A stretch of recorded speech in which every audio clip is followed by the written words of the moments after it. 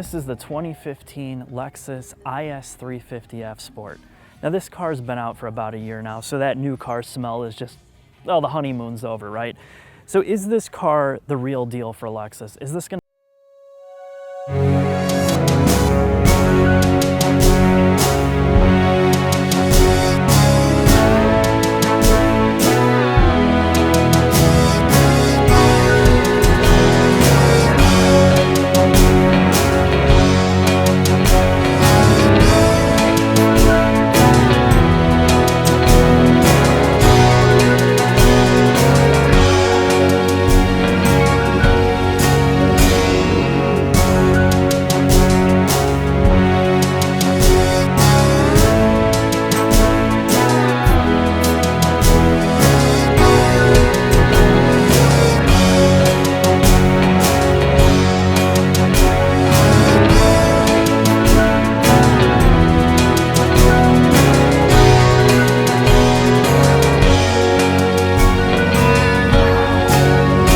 gonna give any editorials on it. Needless to say, you're gonna love it or you're gonna hate it. What they've done for the F Sport model here is you have dual LED headlamps. You have high and low beam headlamps in here that are LED bulbs, which are really cool because it doesn't look like they're LED headlamps like some of the newer cars from Acura where they're just a bunch of ice cubes in there. This looks really subdued in this regard. They also have these large daytime running light LEDs, which are insanely bright as well. But aside from that, the F Sport package gives you this Aero-ish functional bumper that helps direct airflow through these vents to help cool brakes and some other things.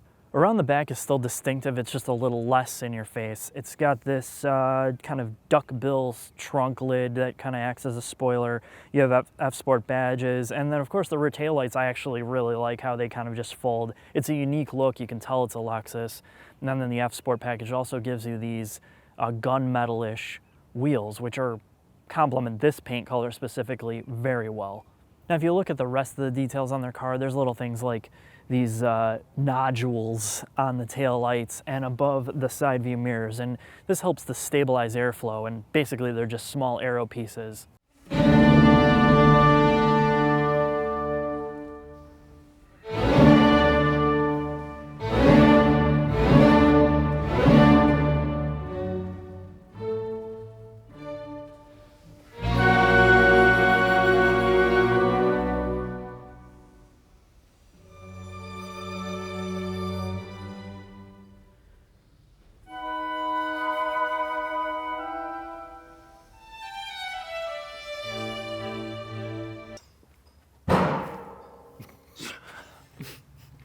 So we've taken a look at the underneath of the IS350 F Sport. Scott, what do you think? I don't think a whole lot. You don't think a whole lot? Well, let's talk about what's under here first before we get into that. We have 4-piston front calipers. What brand are they? I have no idea. They're what compound pads? I think they're a little bit more aggressive. Are they reds or greens? They're green. They're yellow, and yellow gives you yellow performance. compound? Yeah, yellow. They have mustard in them. We have single adjustable dampers that are electronically adjusted. We have huge aluminum knuckles, and the knuckle extends all the way to the upper control arm, is all aluminum. We don't have camber adjustment in the front at all, unless I'm missing something here. Unless it's upstairs. I doubt it. I doubt it too. It wouldn't be upstairs. So yes, we have pretty good use of aluminum here. It looks like the subframe's also all aluminum as well, right? The carrier. You know, that stand out up front. You have a big aero panel in the front, all plastic to help airflow back, and we have air panel or plastic panels here to help with airflow and aerodynamics as well. But the one thing is this automatic transmission is not Toyota. It is an Aisin trans, which kind of would explain some things. But there is something that Scott's discovered here, and we're going to show you that right here by the shift assembly. As Scott's pointed out here, there is actually a rod assembly that goes into the transmission for the shifter. All right, so we come around the back, and you have... You used to always come around the back? No, that was years ago. We have extensive use of aluminum here again in the knuckle the hub, the upper control arm, the toe link. Rear differential cover is also aluminum. But again, this is a 3,700 pound car, so don't expect this to be big weight savings here, but it's a little bit. So the interesting thing is you don't have camber adjustment in the front, and it appears as though you don't have camber adjustment in the rear. So the big deal about not having negative camber adjustment in the rear is we just take a look at these tires here. Now, the outer edge of them is starting to wear, and that's probably because there's a bunch of abusive press people driving this car flat out. Now, if or the rear end's too high. Oh, so you need to stance it. Yes, it needs to come down. Okay. So if you're not going to lower this and you're going to leave it at a stock ride height, you're going to get some outer tire wear. Now, we've consulted with somebody, and we've spent a lot of money to fly this consultant in. We'd like to introduce her here today. Come here, Olga. Do you speak English? Yeah. So you work for DWT STA Tire Company? That is correct. Okay, and we wanted to ask you a little bit about these tires today. This is the F Sport model, and obviously we're getting a very big performance package here. What kind of tire wear, what's the tire wear rating on these? 140. Ooh, why would they put a 140 tire on here? To make it tough. Well, it's not tough at all, because these tires are not exactly the highest performance tires, but again, I guess they're an OEM tire. What are you gonna do? Not buy the car. Not buy the car. That would be a deal breaker for me. You wouldn't buy this car because of the tire. $2,000 to put tires on this How much car. are the tires, Olga? 300 a piece. In the rear? In the rear. Okay, so maybe not $2,000, but So 300, and what's the front cost? 220, 240? probably. All right, so I did a little research. I looked up some RS3 tires, which is kind of the standard for track days, and we've used them a lot. And the Hankook RS3s, the version 2s, are 240 in the back, and the fronts are about 190. Yeah, so those will last 10,000 miles and sound like mud tires going down the road. Right, exactly. Bump, bump. But if you wanted OEM-like replacements, even the better Bridgestone models, they're about the same price, 300 in the rear and 200 plus in the front. What do you suggest for an alternative? Alternative tire? Mm-hmm. Anything else? So anyway, we take a look at this. This is the F Sport bumper, and there is some functional aerodynamics here. What it really does overall is two things, just if we're looking at it. There is a brake cooling duct on each side of this bumper that leads to the back side here that blows fresh air onto these calipers. Yeah, it looks like it's really directed. I think it's to cool the inner edge of the tire. It's little treatments like this that they're making an effort here, and it probably does stabilize some airflow. This vent also seems to help to drain water. It's not just a closed up vent, but it does kind of flow back out into here. There's some wheel spats here to help direct air, but overall, I'm not quite sure if this was really necessary, because it really doesn't do much but blow air at the wheel. It's not really directed towards the wheel, so whatever brake cooling. Downforce. Don't ever say that word again. Lexus and Toyota have been trying to reinvent their brand. They're trying to bring some soul back to it and not just make it a glorified appliance. So this is kind of one of those cars. Ever since the LFA was released, they're trying to take some elements of that sports car and bring it into the Lexus brand, to obviously to recoup some of that development money as well.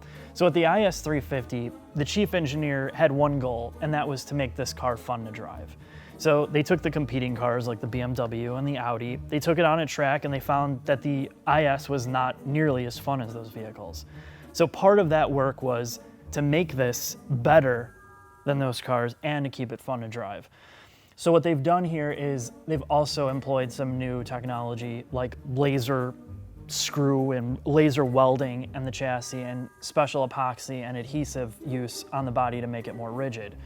So they've done all this, and when you're behind the wheel of the car, I feel like it's paid off. So now that you know the history of the car, you understand what they were trying to do with the fun to drive aspect. You get under the car, and when you see the mechanical side of it, a lot of this doesn't make any sense. It's from tire wear. The tires in general are way too expensive and ridiculous. You don't have adjustable alignment. You can't adjust camber in the front or rear. You have brakes that are going to be expensive to replace and service. You have LED headlamps, the gauge cluster, the LCD screen. How much do you think that's going to cost to replace if that fails? Probably Couple thousand. Yeah, but we haven't looked up the price, but it's not going to be cheap, and it's motorized on top of it. There's a lot of little things here that would make sense if this was a hardened sports car or a track car, but it's not. So you have to factor that in when you're buying this. So we're in the hood, inside the hood of the IS. What did you find? An engine.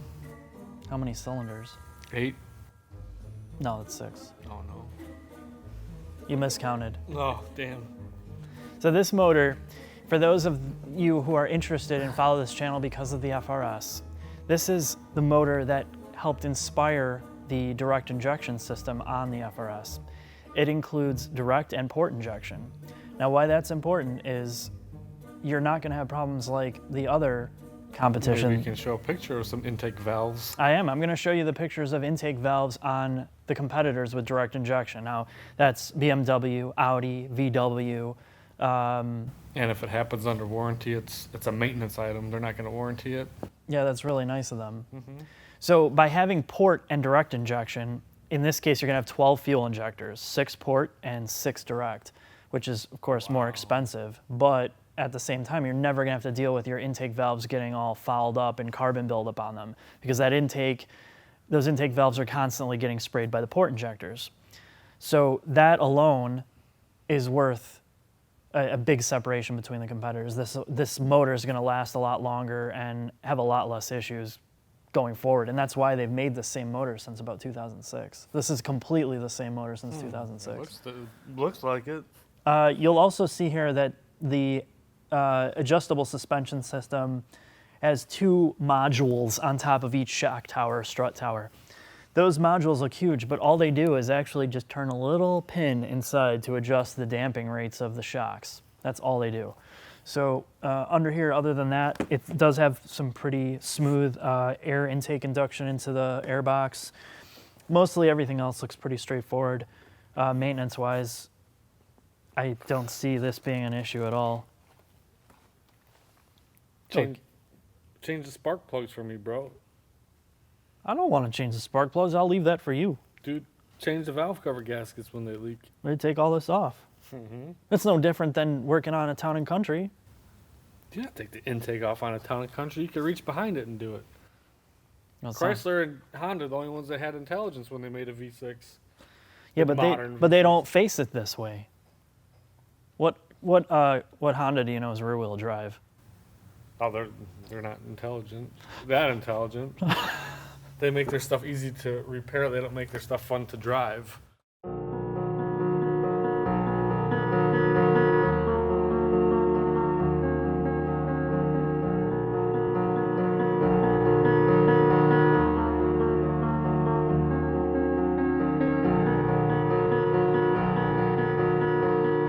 So first and foremost, the IS350 F Sport is not a sports car. It's not trying to be that M3, M4, an AMG car. The F Sport is it's not a performance package. It's a combination. It's a sport package / appearance package.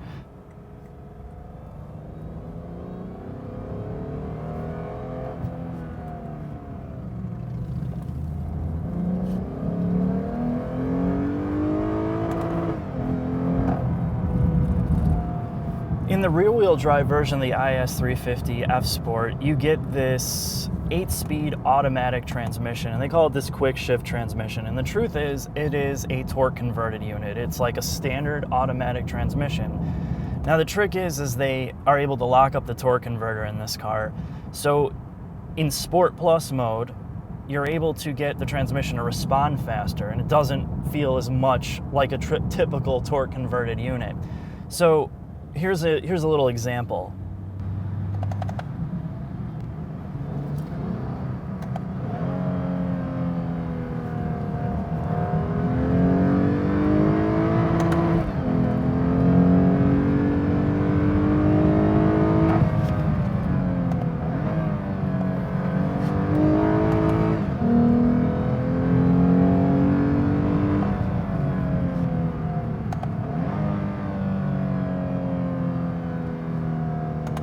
The other thing about the transmission is when you're in Sport Plus mode, It's your most aggressive and quickest setting for downshifting, and you get the rev matching. Now, if you're in normal mode or eco mode, it doesn't do any of the rev matching, and it's very slow to respond like a normal automatic would be if you just manually shifted it. But we're gonna show you here just a quick downshift in the second, third, second.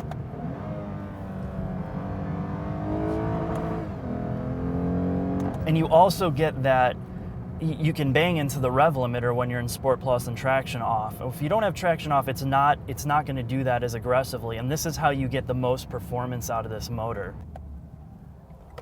And I'll kind of show you here, just turning and going into first.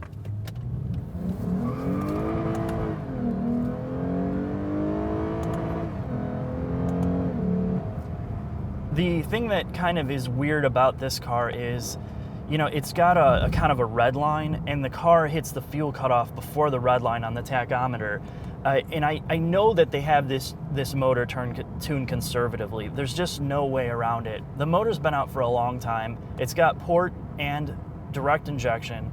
I know that they could tune it a lot more aggressively than this and get more power, but I think in terms of a Lexus, the Lexus mindset is they've tuned this for longevity. Where I'm at, we have 93 octane, which is actually really good 93 octane. There's very little ethanol in it. We're at about 600 feet above sea level, and this car feels really, really strong. It feels strong all the way to the red line, and it's just unfortunate there's not more tuning options for it, or even a factory tuning option, because there's no doubt this car could do a lot more than it is designed to do right now. When you're in normal mode or eco mode, it's just like driving any other car, and what it does is it just kind of dials back the throttle response. It's not as eager to downshift, and then with the adjustable shock package of the F Sport, you get the electronic control of the damping of the shocks. Now, they're just single adjustable dampers, so it's just a glorified clicking on top of the shocks to set them more firm or soft based on what mode you're in, it's kind of a nice feature. In Sport Plus, you can feel the damping's a little bit more aggressive, but it's not hugely noticeable until you get into the twisties. Now, if you have the variable steering option in the car with the adjustable steering wheel and the ratio changing, it changes the weight of the steering wheel the more you go into the aggressive modes. So when you go into Sport Plus, the wheel's heavier and the ratio kind of changes. When you're in the softer modes, the wheel is a lot easier to turn. So in eco and normal, that's where your steering effort is minimal. Let's take a look at the twisties here.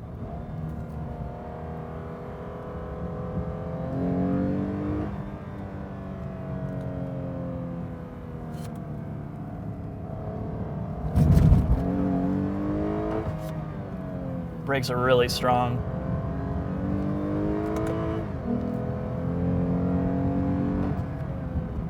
Pushes a little bit on exit, but I mean, again, this is supposed to be a safe car, not not something that's ridiculous. And it's not supposed to be a hardened track car. It's not supposed to be unpredictable. You're never going to get that feeling driving it, even with the traction control off. You're going to have that safe push on entry and just a faint amount of oversteer when you're in the lower gears.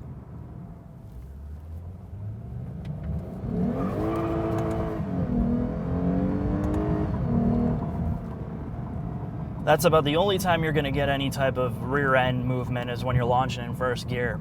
And it's a good feeling to have a rear wheel drive car that just gives you a little bit of fun with an automatic trans. There's one glaring omission with this car, and it's actually a deal breaker for me, because the sad part, this is one of the first cars I got in where I thought I could buy this car and I would consider buying it. And it's not just the IS350, it's actually all the Lexus vehicles. You do not have a manual transmission option in any of these cars. And if you're gonna build a car that's gonna connect with the drivers, I don't care if you sprinkle fairy dust on the auto trans, there is that niche market, there's that group, like myself, that I need a manual transmission. I'm going to relinquish manual control here and just go to full eco mode and automatic. Just let the car do what it does.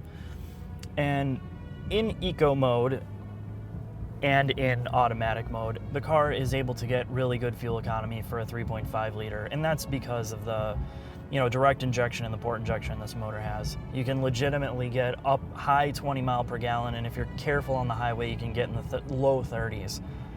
For me, obviously, I'm not driving on the highway and I'm really pushing this car a lot. So at worst, you're probably going to get in the, well, let's have a look. I've been getting 17.4 miles per gallon after my last refill. And you know what?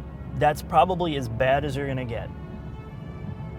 For a street car, the gauge cluster provides you all the information you can possibly want in a simple, clear, uncomplicated way to read it. If you want more detail, you can pull this screen over to the side, and then you have, of course, just all your controls here for tire pressure, compass. It tells you what road you're on, and then it'll tell you like your song that you're on if you have music playing, which is nice. It's just a nice feature to have, but again, most of the time I don't use that sub menu because it's just kind of distracting. This main menu is exactly what you want, and it's so easy to skip through modes and change settings on the fly. Overall, the interior noise and vibration is very minimal. There are a couple creaks and rattles. They seem to go away based on temperature, so when it's colder, there's more creaks and rattles in the plastics. When it's warmer, I don't hear anything. It's just a really good ride all the way around. This car has about 8,000 miles on it, and I can't imagine what type of driving the press has done to it before I got it, but it still feels really solid, and these are probably extremely hard miles. You know, the last thing I'm going to say is, until Lexus can figure out how to get their software running right for their infotainment, I would prefer an option to just delete the infotainment. Give me the Mark Levinson sound, give me the good quality sound, give me the ability to do Bluetooth audio, auxiliary input, just get rid of this crap and give me more space on the interior for maybe putting my phone or sunglasses somewhere.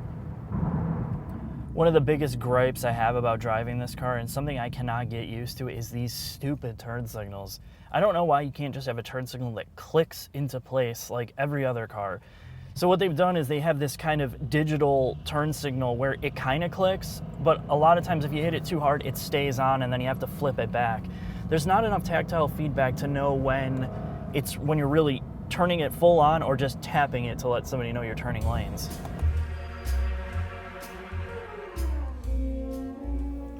Now, Lexus as a brand has not been particularly good at connecting drivers with their cars.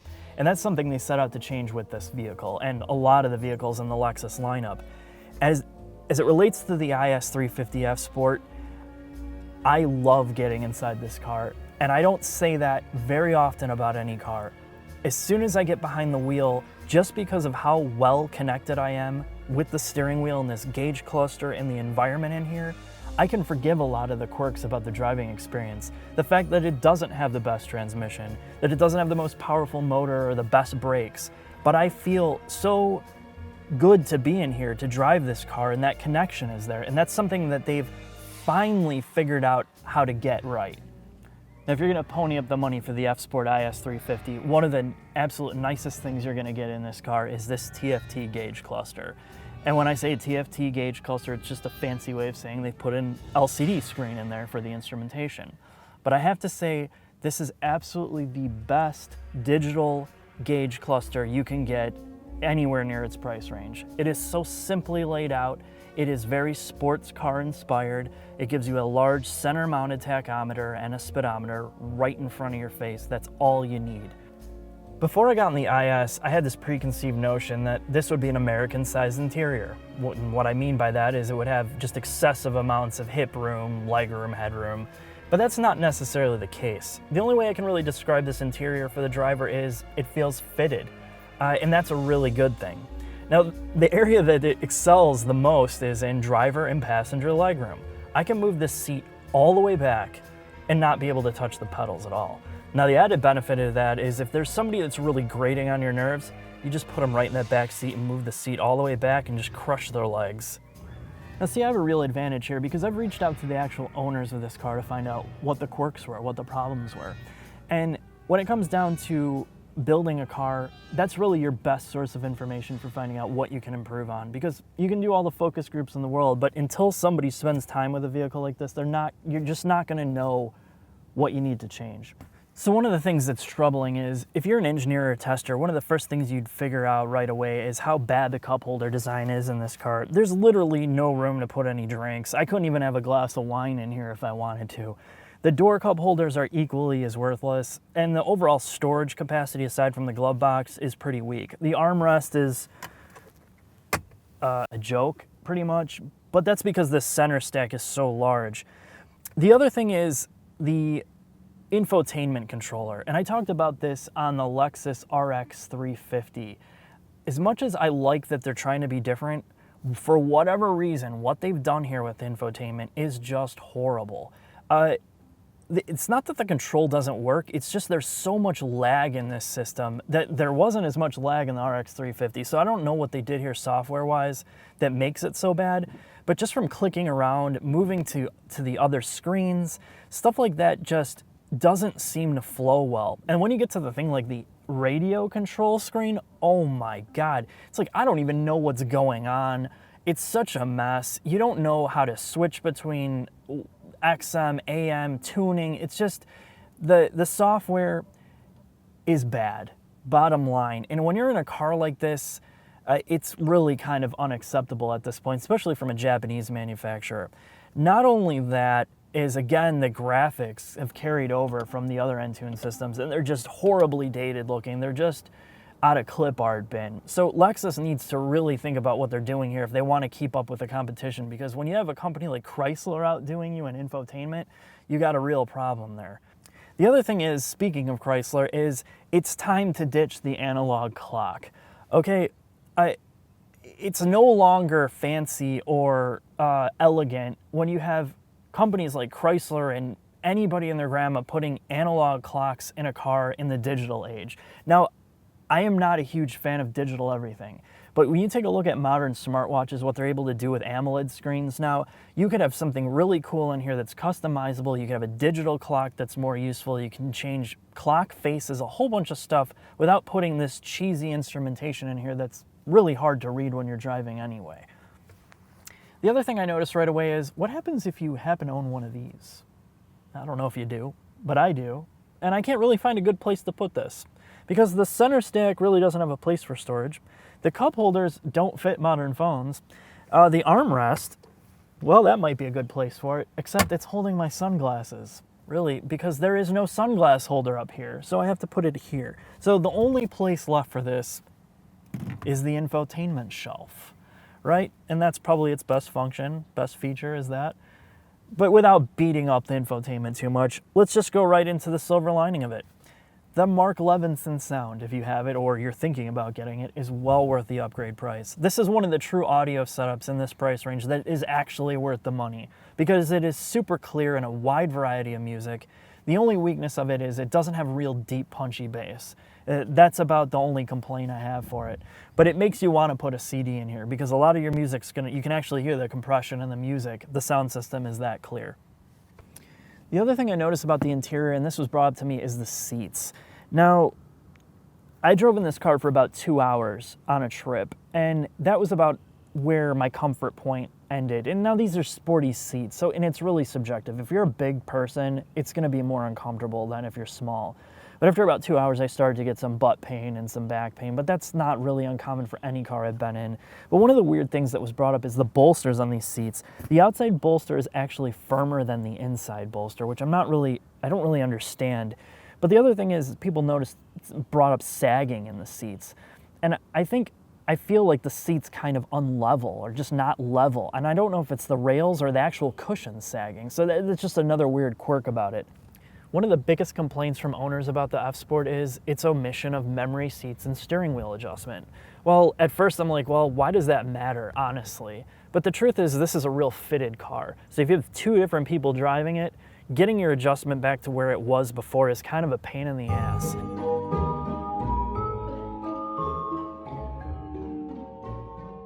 So in conclusion, after spending about a week with this vehicle, which is typical for press cars, I realized that I had more footage on this vehicle than I have on most of the cars I've done recently. And when I got to the editing table, I couldn't believe how long this ran. And I knew I had to cut because, let's face it, most YouTube viewers have about a 3-minute attention span for car reviews. But it meant one of two things to me. Either I really like this car, or Toyota and Lexus have built something that has some soul to it, that appeals to a driver's sensibilities. And when I got in it for the first time, I realized this car doesn't feel like it's just built to a price point. It does feel special. It feels like an attainable luxury / sports sedan, and that's kind of a hard balance to strike. Now, the thing is, this is not a sports car, but when I get behind the wheel, I feel like I'm driving a sports car on the street, and that's a hard formula. That's hard to do. When we talk about F Sport and all that, it's very confusing. It doesn't make sense to me, because looking at the vehicle mechanically, we know it's not a sports car, but they're adding complexity and cost onto a vehicle, and they're not giving the enthusiasts the hardcore things that they would expect from a sports car. So it's a very confusing moniker. It's a confusing car in that sense. But I would say, even with the quirks, the problems with the interior, some of the performance aspects of the car missing, this is a best-in-class vehicle. And if this is the direction that Lexus is going to go, they got my support.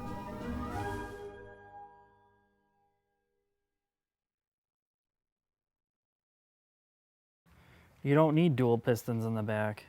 The Saturn L300 had dual pistons in the back and singles in